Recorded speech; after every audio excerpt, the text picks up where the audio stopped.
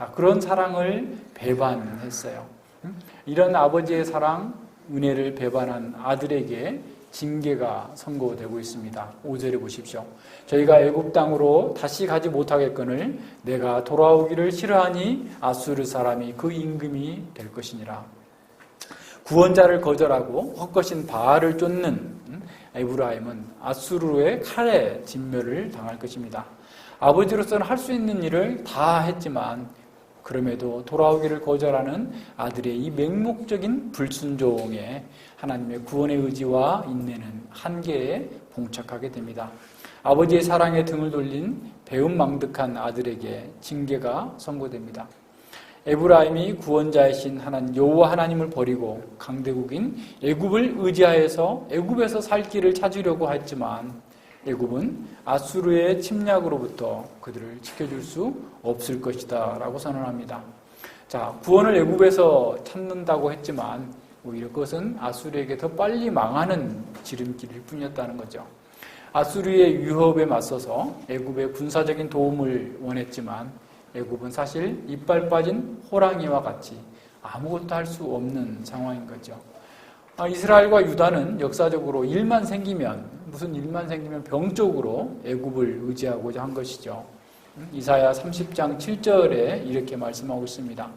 애굽의 도움이 헛되고 무익하니라. 그러므로 내가 애굽을 가만히 앉은 나합이라 일컬었느니라. 그러니까 꿈쩍도 못하는 악어, 다 죽은 육지에 나와서 아무 힘도 못 쓰는 그런 악어에 불과한 애굽을 너희가 의지해서 어떻게 하려느냐라고 말씀하시는 거죠.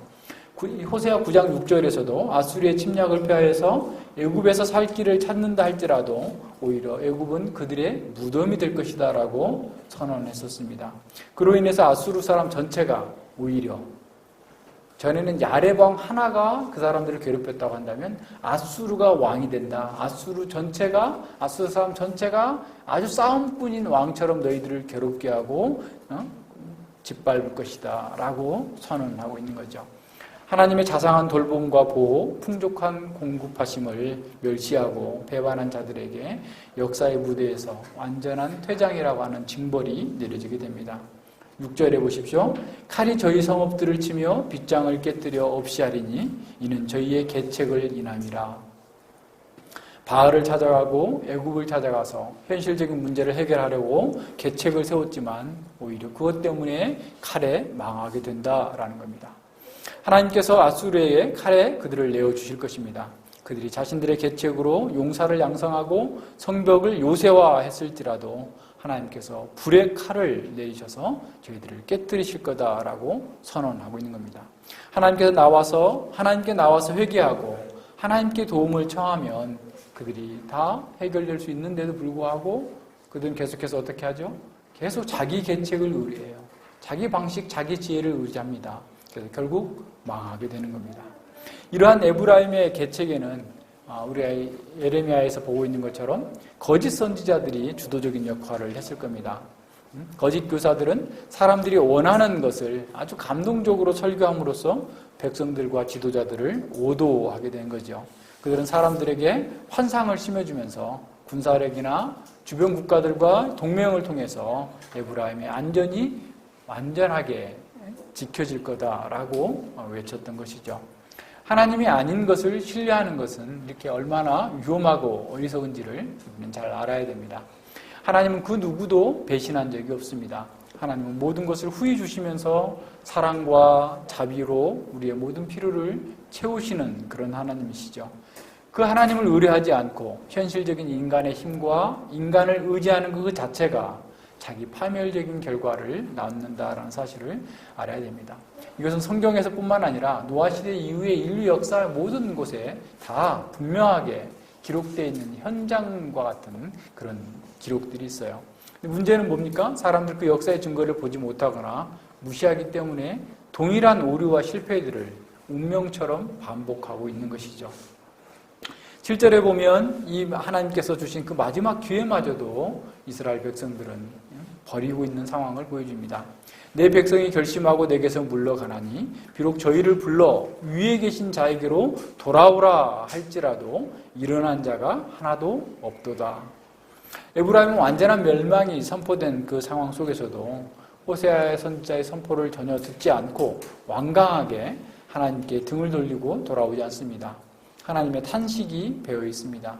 내 백성이 내게서 떠나는 일에만 집중하는도다 라고 하는 거예요. 어떻게 하는 짓마다 다 나를 떠나는 것만 하고 있느냐.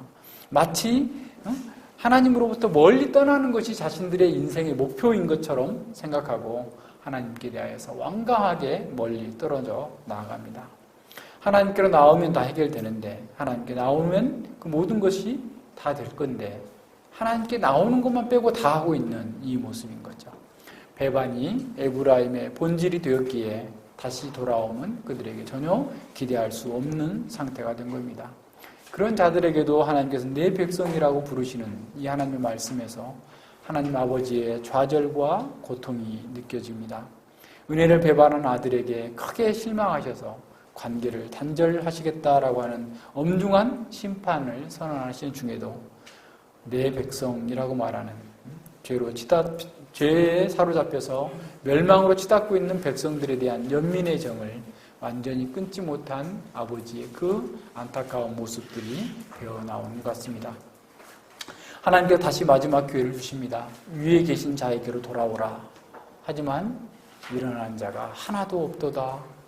위에 계신 자는 단지 하늘에 계신 자 정도가 아니라 구원할 수 있는 능력, 너희들이 지금 모든 필요를 채울 수 있는 바로 그 하나님께 돌아오라 라고 말씀하시는 거예요. 하나님께서는 높은 곳에서 열방의 운명을 주관하시고 역사를 주관하시는 분이다. 그런 하나님께 이제라도 손을 들고 나오면 된다. 일어나라. 하나님께서 너희들에게 손을 내밀고 있으니 네가 그 손을 잡기만 하면 된다 라고 했는데 그들은 아무도 잡지 않는다라는 거예요. 그들은 그들의 힘이 남아있는 한 계속해서 하나님을 거부하고 하나님의 방식이 아닌 다른 방식으로 하려고 하지 하나님께 돌아오지 않는 거죠. 이런 사람들에게 하나님은 이미 선포한 심판 외에 다른 선택이 없음을 보시는 거죠. 에브라임의 이런 모습은 죄에 중독된 인간들이 그 파멸적인 선택을 보여줍니다. 그들은 죽음 앞에서도 하나님을 받아들이지 않습니다. 자기 방식대로 영원한 심판의 불구덩이로 달려 들어가는 거죠. 수많은 경고와 책망과 호소가 또 믿는 사람들이 제발 예수님 믿으라라고 그렇게 얘기를 함에도 불구하고 죽는 날이 아무리 가까워져도 계속해서 그것을 버리지 못하고 있는 거죠. 하나님께로 돌아오지 아니하고 어리석게도 완강한 암소처럼 죽음의 길로 달려가고 있는 겁니다. 우리가 사실 그런 자들이었죠. 인간은 스스로 하나님께 돌아올 수 없는 철저하게 부패되고 정말 어쩌면 그렇게 아닌 것만 그렇게 골라서 할까? 어쩌면 그렇게 죽을 짓만 하고 있을까 싶을 정도의 그 일만 하고 있던 사람들. 스스로는 도무지 나갈 수 없는 이런 상태의 사람들임을 보게 됩니다. 에브라임의 이런 완고한 거절로 인해서 하나님과 에브라임 사이의 관계는 완전히 파탄에 떨어졌습니다. 출애굽에서 시작된 구속사가 끝장나고 하나님의 아들이었던 이스라엘이 역사의 무대에서 사라지게 될 위기에 봉착했습니다. 이제 마지막 비극적인 결말만 남아있는 상황이죠. 이스라엘이 돌아올 의지도 없고 가능성도 없습니다. 그들은 하나님께서 주신 그 마지막 기회마저도 거절해버렸습니다. 비극적인 대단원에 막을 내려야 되는 바로 그 순간에 누구도 예상치 못한 극적인 대반전이 시작됩니다. 8절입니다. 에브라임이여 내가 어찌 너를 놓겠느냐. 이스라엘이여 내가 어찌 너를 버리겠느냐. 내가 어찌 너를 아드마같이 놓겠느냐. 어찌 너를 스보임같이 두겠느냐. 내 마음이 내 속에서 돌아서 나의 궁율이 온전히 불붙듯 하는도다. 이스라엘이 돌아오는 것은 불가능해졌지만 그렇다고 멸망의 심판이 하나님께서 작정하신 역사의 최종적인 결말이 아니었다라는 사실을 보여줍니다. 7절에서 내 백성이라는 말에서 희미하게 감지되었던 여호와의 사랑이 이스라엘 쪽에서는 불가능하지만 하나님께 시작하시는 새로운 출발을 가능케 만듭니다. 4개의 수사학적 질문이 나오죠.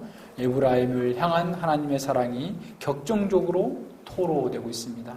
에브라임이여 내가 어찌 너를 놓겠느냐, 이스라엘이여 내가 어찌 너를 버리겠느냐, 내가 어찌 너를 아드마같이 놓겠느냐, 어찌 스보임같이 두겠느냐. 은혜를 배반한 에브라임은 하나님의 공의에 따라서 영원한 멸망에 넘겨져야만 하지만 그들에 대한 아버지의 사랑, 그 공의와 함께 있었습니다. 내 마음이 내 속에서 돌아서 나의 궁율이 온전히 불붙듯하도다. 에브라임을 두고 심각한 내적 갈등에 빠진 하나님의 마음을 보여줍니다. 공의에 근거한 심판과 사랑에 근거한 구원이 하나님 마음 안에서 격렬하게 충돌하고 있습니다. 내 마음이 내 속에서 돌아서라는 말은 내 마음이 내게 거슬려 무너지고 라는 뜻이에요. 하나님의 마음이 하나님을 거스려서 속에서 무너져 내리고 있다라는 거예요. 죄를 범해서 멸망당할 에브라임이 무너져 내려야 되는데 아드마와 스보임은 그 소돔과 고모라와 함께 멸망한 그 성이에요. 그러니까 소돔과 고모라와 함께 멸망해야 될 이 에브라임을, 무너져야 될 에브라임이 대신해서 하나님의 마음에서 무너져 내리고 있는 그 상황입니다. 에브라임을 무너뜨려야 되는 그 하나님의 심판의 의지가 하나님의 마음 속에서 무너져 내리고 있는 그 상황을 이렇게 표현하고 있는 거죠. 하나님의 공의에 하나님 자신을 심판에 내어주심으로써 에브라임이 받아야 할 죄의 대가를 하나님께서 직접 짊어지신 겁니다. 우리는 여기에서 우리 발에 신을 벗어야 됩니다. 하나님을 경외해야 됩니다. 하나님께서는 파멸적인 죄값을 지불해야 되는 인간 대신에 자기 자신을 십자가에 내어주신 것입니다. 하나님의 마음에 무너져 내림은 그 후 800년쯤 지나서 예수 그리스도의 십자가 사건으로 확정되어졌습니다. 하나님의 궁율이 온전히 불붙듯하여 하나님의 심판을 자기 자신에게 돌리신 것입니다. 어떻게 하나님은 이렇게 하실 수 있을까요? 그것을 설명해 주는 것은 오직 9절 그 자체밖에 없습니다. 내가 나의 맹렬한 노를 바라지 아니하며 내가 다시는 에브라임을 멸하지 아니하리니 이는 내가 사람이 아니요 하나님이라. 나는 내 가운데 거하는 거룩한 자니 진노함으로 내게 임하지 아니하리라. 8절에서는 4개의 수사 의문문을 사용해서 에브라임의 완전한 멸망이 취소되었음을 보여주고 있다면 9절에서는 4개의 부정사를 사용해서 결정적인 심판의 취소를 장엄하게 선포하고 있습니다. 에브라임을 진멸시키려는 하나님의 진노가 하나님의 사랑 안에서 통합되고 있습니다. 어떻게 그것이 가능할까요? 어떻게 그것이 이루어질 수 있을까요? 어떤 근거에서 하나님의 공의의 심판이 포기될 수 있는 것일까요? 어떤 이유도 제시되지 않고 있고 오직 하나님의 성품만이 제시되고 있습니다. 내가 하나님이요 사람이 아님이라. 내가 내 가운데에 거하는 거룩한 자니. 오직 하나님이시기 때문에 이 일이 가능하다라는 겁니다. 하나님의 거룩하심과 하나님의 공의가 조금도 손상되지 않고 죄인에 대한 영원한 진노와 심판을 거두어 드릴 수 있다라는 겁니다. 그것은 사람들에게는 대립적인 것이고 모순이 되는 것이지만 공의와 사랑이 동시에 어떻게 하나님 안에서 모순되지 않고 통합될 수 있는지 그것은 하나님의 속성의 통일성 외에는 달리 설명할 수 있는 것이 없습니다. 하나님은 거룩하신 분으로 아직도 죄로 더럽혀져 있는 백성들 가운데 거하시면서 그들을 보호하시고 그들은 하나님의 사랑만이 아니라 하나님의 거룩하심 가운데서도 에브라임이 구원받을 수 있는 근거가 제시되고 있습니다. 다시 말하면 에브라임이 구원받은 것은 하나님의 사랑 때문이 아니라 여기서 말씀하고 있어요. 내가 하나님이요 사람이 아니라 나는 너희 가운데 거룩한 자니 나는 너희 가운데 사랑하는 자니라고 말씀하시지 않고 나는 너희 가운데 거룩한 자니 하나님의 거룩과 하나님의 공의가 그들의 구원의 근거로 제시되고 있어요. 하나님의 거룩하심은 죄인들을 소멸하는 불이면서 동시에 그들을 구원하는 성품이 되고 있습니다. 이것이 하나님의 신비이죠. 그래서 10절과 11절에서 보면 하나님께서 그 사랑과 긍휼이 에브라임을 심판에서 면제해 줬다고 한다면 완전히 면제된 것인가? 그렇다면 선지자에게 계속해서 말씀하셨고 계속해서 선포하도록 하셨던 하나님의 공의는 단순한 위협에 불과한 것인가? 그러나 그것이 아님을 보여줍니다. 왜냐하면 10절과 11절은 그들이 심판을 받아서 유배된 상태를 전제하고 있기 때문에 그래요. 그들이 이미 선포된 심판의 포기 선언인 사랑에 의해서 하나님의 공의가 어떻게 보면 함께 드러난 것이지 공의를 포기한 것이거나 공의를 무시한 것이 아님을 우리에게 알려주고 있어요. 10절과 11절 봅시다. 저희가 사자처럼 소리를 발하시는 여호와를 좇을 것이라. 여호와께서 소리를 발하시면 자손들이 서편에서부터 떨며오며 저희가 애굽에서부터 새같이 아수르에서부터 비둘기같이 떨며오리니 내가 저희로 각 집에 머물게 하리라. 나 여호와의 말이니라. 에브라임에 선포된 심판이 무효화된 것은 아닙니다. 하나님께서 포기하신 것은 심판 자체가 아니라 그들과 완전한 관계를 끊는 영원한 저주였던 것이죠. 하나님께서는 구원 역사를 포기하지 아니하시고 이방 민족들 가운데서 종살이하게 될, 노예 생활하게 될 그 에브라임을 다시 부르시겠다라고 약속합니다. 다시 새로운 출애굽을 시작하여서 처음부터 관계를 시작하시겠다고 선언하는 겁니다. 여호와께서 사자처럼 포효하셔서 어느 누구도 거역할 수 없는 절대적인 권능으로 저들을 구원하시고 부르실 것입니다. 여호와께서 포효하실 때 이방 민족들은 두려움에 사로잡히고 이방 땅에서 종살이하고 있던 에브라임은 떨며 돌아오게 될 것입니다. 에브라임이 이렇게 고통의 시간을 보낸 후 서쪽 가장 먼 곳에서도 하나님의 음성을 듣고 순종하며 여호와께 나와서 진정한 자유와 해방을 경험하게 될 것입니다. 여호와를 따르는 것으로 그들은 생명과 구원의 축복을 누리게 된 것이죠. 새와 비둘기의 표상은 방향을 잃지 않고 신속하게 애굽과 아수르에서 돌아올 것을 보여줍니다. 포로에서 돌아온 이스라엘은 각기 자기 집에서 머물면서 자유와 안식을 누리게 될 것이다 라고 선언하고 있어요. 호세아 2장 23절에서 내가 나를 위하여 저를 이 땅에 심고 라고 하셨던 그 약속이 성취될 것을 재차 반복해주고 있는 것이죠. 이 약속은 200년 후에 페르시아 제국의 고레스 왕이 주전 539년에 각국으로 돌아가라 라고 했을 때 1차적으로 선포되었지만 더 넓은 의미에서 완전한 성취는 예수 그리스도 안에서 이루어졌습니다. 예수님을 믿는 새로운 이스라엘 가운데에서 이 모든 약속이 온전하게 성취된 것이죠. 할 수 있는 모든 것을 다 동원해서 하나님을 배반하면서 악만 행하고 있는 사람들이 받아야 하는 것은 무엇일까요? 더욱이 아버지와 같은 부성적 사랑과 자비를 짓밟아버린 패역한 아들과 같은 사람들이 마땅히 받아야 될 것은 무엇일까요? 그것은 영원한 저주와 심판입니다. 그것은 어느 누가 강요한 것이 아니라 자기 스스로 행한 일 때문에 자업자득의 결과죠. 그들은 누구의 잘못이나 죄가 아니라 바로 자기가 행한 대로 저주와 심판을 받게 될 것입니다. 이스라엘이 마지막에 마지막으로 주어진 그 회개의 기회마저 저버린 것처럼 사람들은 스스로 하나님께 나올 수 없는 상태에 있습니다. 복음서에 보면 어려서부터 율법을 지킨 부자 청년이 나오죠. 그런 영생에 대한 관심을 가졌어요. 그래서 어떻게 하면 내가 영생을 얻을 수 있을까요? 라고 물었을 때 예수님께서 그에게 네 모든 재산을 갖다 팔고 나를 따르라. 율법을 다 지켰다고 하는 호언장담하는 그 사람에게 이 사람아 당신은 율법을 지킨 게 아무것도 없어 라고 얘기해 주지 않고 오히려 그의 약점을 들어서 모든 재산을 팔고 그리고 나를 쫓으라 라고 했을 때 근심하면서 그 부자 청년이 떠났죠.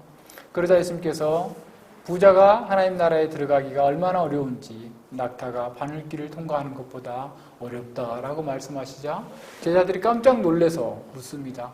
아니 그렇다면 누가 하나님 나라에 들어갈 수 있습니까? 사람으로는 할 수 없으되 하나님으로는 다 할 수 있다라고 말씀하시는 겁니다. 누가 구원을 얻을 수 있습니까? 사람으로는 할 수 없습니다. 자기의 방식으로, 사람의 지혜로, 사람의 계책으로는 아무것도 할 수 없지만 하나님께서 하실 수 있습니다. 바로 이 말씀은 내가 사람이 아니오 하나님이라 나는 내 가운데 거하는 거룩한 자니라는 말씀의 해설과도 같습니다. 인간은 할 수 없습니다. 자기를 구원하기 위한 모든 계책은 오히려 자기를 더 파멸을 이끌어가는 거죠. 자신의 파멸을 더 확고하게 만들어줄 뿐입니다. 자신의 구원을 위해서 많은 계책을 세우지만 많아진 계책만큼 파멸의 방식만 많아졌을 뿐인 거예요. 사람이 할 수 있는 일은 사람이 할 수 없는 일을 하나님께서는 어떻게 하실 수 있을까요? 어떻게 공의가 훼손되지 않으면서 인간을 사랑으로 구원하실 수 있을까요? 이스라엘이 맹목적으로 하나님의 말씀을 거부하고 있는데도 하나님께서 그들을 구원해 주신다면 하나님의 공의를 어떻게 신뢰할 수 있겠습니까? 하나님께서 주장하시는 공의가 하나님에 의해서 무시된다면 하나님의 심판이 공정하다고 말할 수 있을까요? 그것에 대해서 바울은 로마서 3장 23절과 26절에서 이렇게 선언합니다. 모든 사람이 죄를 범하였음에 하나님의 영광이 이르지 못하더니 그리스도 예수 안에 있는 구속으로 말미암아 하나님의 은혜로 값없이 의롭다 하심을 얻은 자 되었느니라. 이 예수를 하나님이 그의 피로 인하여 믿음으로 말미암는 화목 제물로 세우셨으니 이는 하나님께서 길이 참으시는 중에 전에 지은 죄를 간과하심으로 자기의 의로우심을 나타내려 하심이니 곧 이때에 자기의 의로우심을 나타내사 자기도 의로우시며 또한 예수 믿는 자를 의롭다 하려 하심이니라 라고 말씀합니다. 모든 인간의 파멸적인 죄는 바로 그리스도의 십자가를 통해서만 사함을 받을 수 있습니다. 십자가는 하나님께서 인간이 받아야 될 저주와 심판을 그 아들에게 쏟아 부으심으로써 자신의 공의에 전혀 손상 없이 죄인들을 구원하시는 유일한 방편입니다. 죄 용서는 하나님께도 간단한 문제가 아닙니다. 하나님은 공의와 거룩과 사랑과 자비의 성품을 가지신 분입니다. 어떤 성품도 손상되거나 억압됨이 없이 온전히 하나의 성품으로 항상 동일하게 함께 나타나는 것입니다. 내 마음이 내 속에서 돌아서 나의 공의를 온전히 불붙듯 하도다라는 말씀이 바로 이것을 의미하고 있는 거죠. 하나님의 아들 그리스도를 십자가에 내어주실 때에 성부 하나님의 마음이 바로 이 말씀에서 느낄 수 있는 것 같습니다. 어떤 시인은 우리를 향한 아버지의 사랑이 얼마나 기쁜가라는 시에서 이렇게 말하고 있습니다. 십자가에 달리신 저 사람을 보라. 그 어깨에 내 짐을 짊어지셨구나. 부끄럽게도 비웃는 이들의 틈 속에서 내가 조롱하는 말도 들려오는구나. 모든 것을 이루기까지 그가 저곳에 매달려 있는 이유는 바로 나의 죄 때문이로다. 죽어가며 내뱉는 그 마지막 숨결이 나에게 생명을 주었구나.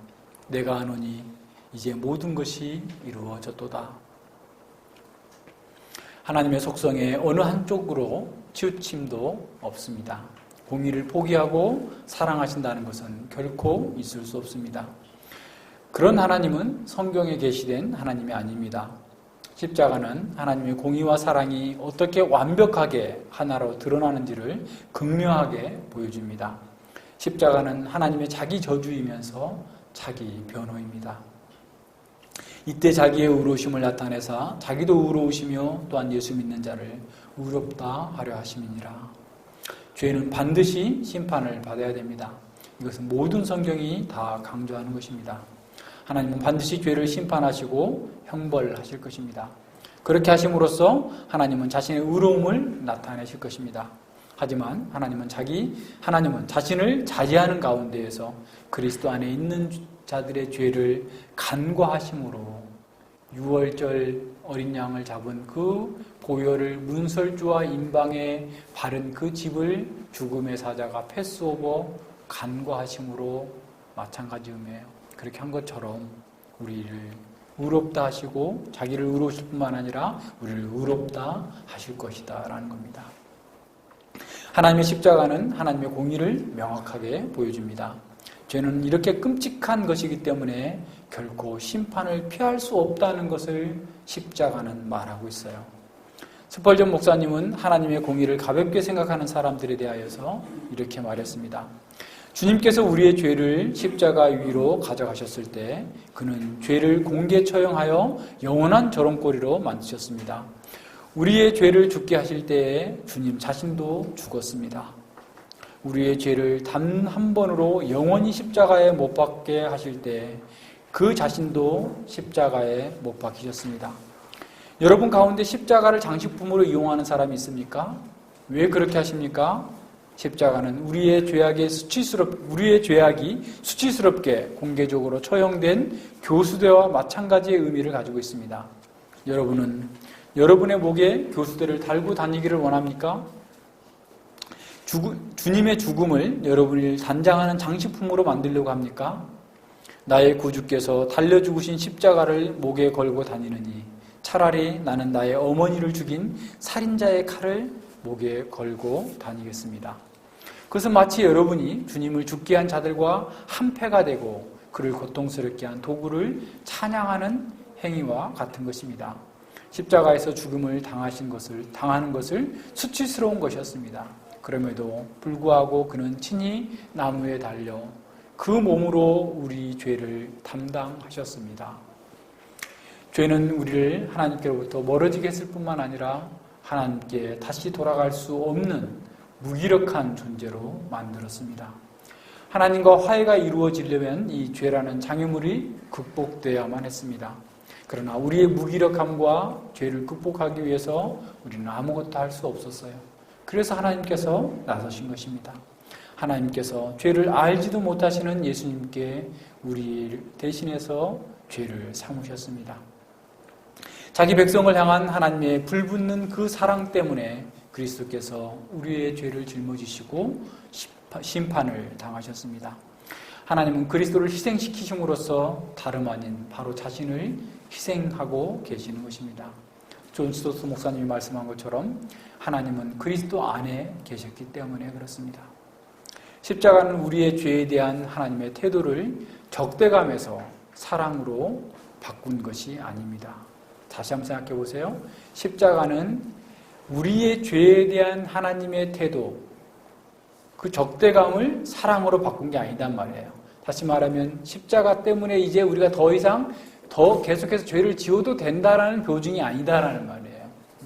하나님은 언제나 그의 피조물들이 창조의 목적에 부합할 때는 사랑으로 반응을 하시고 사랑의 태도를 취하시지만 반면에 하나님의 창조의 목적을 반하는 우리의 죄에 대해서는 언제나 미움의 태도를 취하십니다. 그것은 지금도 마찬가지입니다. 하나님은 여전히 죄를 미워하십니다. 일단 우리의 죄가 제거되고 나면 그분의 무한한 사랑을 막을 수 있는 장애물은 없습니다. 십자가가 바꾸어 놓은 것은 죄에 대한 하나님의 태도가 아니라 하나님 앞에서의 우리의 지위예요. 우리가 멸망할 자에서 하나님의 자녀가 되었고 영원한 하나님의 아들로 입양됐어요. 우리가 그리스도 안에 그리스도의 옷을 입고 있는 우리의 지위를 바뀐 것이지 십자가 때문에 우리가 더 이상 계속해서 죄를 지어도 된다라고 하는 그런 하나님의 죄에 대한 태도가 바뀐 게 아님을 유념해야 됩니다. 우리는 그리스도의 의를 받음으로 하나님과 화목된 것이지 하나님의 성품을 조금이라도 바꾸거나 양보해서 우리가 하나님과 화목하게 되었다는 것이 아님을 알아야 됩니다. 오늘날 교회에 많은 잘못된 사상들이 범람하고 있는데 그중 하나가 죄에 대한 하나님의 심판이 없어졌기 때문에 자신이 무슨 짓을 해도 다 용서받을 것이라고 하는 생각들이 범람하고 있어요. 공의가 없는 하나님의 사랑만이 강조되고 있죠. 피상적인 용서와 무조건적인 사랑만이 강조됩니다. 죄사함이 마치 면죄부처럼 남용되고 있어요. 하나님께 용서받았기 때문에 인간의 책임을 말하는 것조차도 금기시하는 경향이 있습니다. 그러나 성경이 선포하는 죄사함의 은혜는 죄의 사슬을 끊고 죄를 극복하고 죄를 버리는 것이지 반복되는 죄에 대해서 단순하게 사면권을 남발하고 있는 것이 아님을 기억해야 됩니다. 우리가 진실로 믿는 자로 간다면 우리는 이 치명적인 목숨을 버린 십자가의 화해 사역으로 새로운 피조물, 새로운 창조물이 되었습니다. 우리가 십자가에서 하나님과 화해가 되었기 때문에 하나님의 모든 구원의 복에 참여할 수 있게 된 것이죠. 이제 교회는 이 화해의 공동체가 되었습니다. 하나님과 화해한 사람들은 사람들과 사이에서도 모든 갈등과 불화를 제거하고 서로 화목하고 사랑하는 사람으로 서로 섬기는 자로 나아가는 것이죠. 이것이 하나님 앞에서 하나님과 화해된 사람이라고 하는 증거가 돼요. 그러니까 교회가 자꾸 분열하고 갈등하고 싸우고 다툰다고 하는 것은 하나님과 역시 화해가 되지 않은 사람들이 모여있기 때문에 그런 거예요. 하나님과 화해한 사람은 이웃과 화해하고 자기 속에서도 소외를 극복하는 사람들입니다. 더 나아가서 우리는 세상을 하나님과 화목하게 하는 그러한 사역을 담당하는 사람으로 부르심을 받았어요. 이제 우리는 그리스도를 닮고 그리스도로부터 보내심을 받은 치명적인 순교적인 화해의 사도들이 되도록 하나님께서 우리를 부르셨다라는 사실을 기억하고 우리가 먼저 이 하나님의 화해의 치명적인 화해의 기쁨, 구원의 감격을 누리고 우리 주변에 있는 사람들에게 그리스도와 하나님과 화목하도록 화해하도록 우리가 이런 우리의 목숨을 내어주는 치명적인 바울이 고린도후서 5장에서 말하고 있는 것처럼 우리가 그리스도의 사신이 되었다. 화해의 사신이 된 것처럼 우리가 또 누군가를 위해서 섬기고 또 그들을 위하여서 이 복음을 증거해 주는 것을 통하여서 그들이 하나님과 화목되게 하는 그 직책을 받은 자들이라는 사실을 기억하고 이걸 전하는 사람들이 되어야 되겠습니다. 기도합니다. 네, 하나님 아버지 감사를 드립니다. 주께서 저희들에게 은혜 베풀어 주셔서 참으로 우리 스스로는 도저히 빠져나올 수도 없고 돌이킬 수도 없고 하나님께 나아갈 수도 없었고 항상 하는 짓이라고는 하나님을 거부하고 하나님을 반대하고 죽기까지 하나님께만 나아가지 않고서 자기 스스로 자기 힘으로 구원받고자 발버둥 치다가 멸망할 수밖에 없었던 저희들이었는데 하나님께서 참으로 우리가 무엇이간데 저희들을 부르셔서 하나님 자기 저주의 그 십자가에서 우리의 모든 죄를 다 못 박으시고 우리를 구원하셔서 이렇게 복되고 놀라운 하나님의 자녀를 삼아주셨는지요. 저희들이 이 하나님의 은혜를 더 깊이 깨닫고 그 은혜 가운데서 날마다 성장하여서 하나님의 이 은혜를 날마다 증거하고 드러내는 화평케 하는 사도로서의 삶을 살아갈 수 있도록 함께하여 주시옵소서. 감사드리며 예수님 이름으로 기도드립니다. 아멘.